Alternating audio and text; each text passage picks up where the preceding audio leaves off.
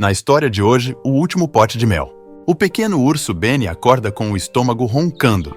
Ele olha ao seu lado e vê apenas um último pote de mel. Esse é meu último pote de mel. Tenho que encontrar mais. Benny sai animado pela floresta em busca de mel, mas não encontra nenhuma colmeia cheia. Até que ele avista uma coruja e então pergunta: Senhorita Coruja, onde posso achar mais mel? As flores estão acabando, Benny. Sem flores, as abelhas não conseguem fazer mel. Benny olha ao redor e percebe que muitas árvores foram derrubadas e poucas flores restam. Seu coração aperta. Se não há flores, não há abelhas.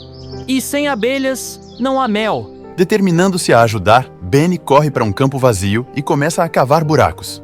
Ele tem uma ideia. Vou plantar flores. Assim, as abelhas podem voltar. Benny chama outros animais da floresta e explica seu plano. Coelhos, passarinhos e esquilos se unem a ele. Com o tempo e o cuidado dos animais, as sementes brotam e flores coloridas começam a encher o campo. Benny sorri esperançoso.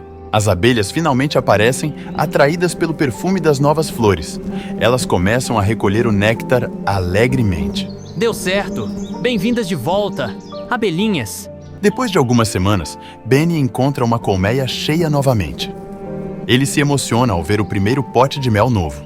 Benny pega o primeiro pote de mel e convida todos os amigos para um grande banquete. Todos comemoram juntos. Ajudar a natureza ajudou a todos nós.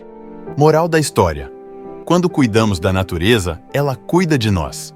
Pequenas atitudes podem fazer uma grande diferença e juntos podemos transformar o mundo ao nosso redor.